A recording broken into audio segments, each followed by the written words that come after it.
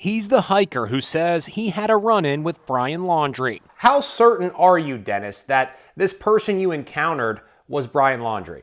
I feel 100% certain.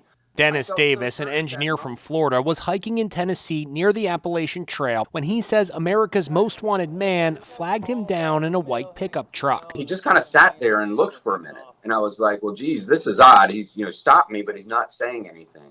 Then he says things got even stranger. The first thing that he said to me was, man, I'm lost. And then he immediately went on and said, me and my girlfriend got in a fight, and she called me and she told me that she loves me, and I've got to get to California to see her. The run-in last week came 8 miles south of the town of Hartford, Tennessee. He says he directed the stranger to Interstate 40, which runs 2,500 miles all the way to California. Moments after the encounter, he says he had a shocking realization. It was Brian Laundrie. I'll tell you, my heart just jumped out of my chest. I was so certain at that point that that was the man that I was face to face to 15 minutes ago. He immediately called 911. He's waving his arm out of his truck, like for me to slow down. He was talking wild. What about Brian's appearance? Did he look dirty? Did he look clean shaven? He did not look like he had been out in the woods for,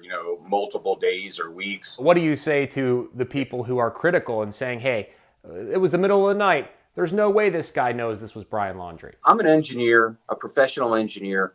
I a lot of attention to detail. I believe it was him. I asked retired U.S. Marshal Lenny DePaul about the hiker's story. He was on the Appalachian Trail in Tennessee. He explains his story. He sounds legit. The history behind his story is consistent every time he tells it. So he's certainly worth an interview.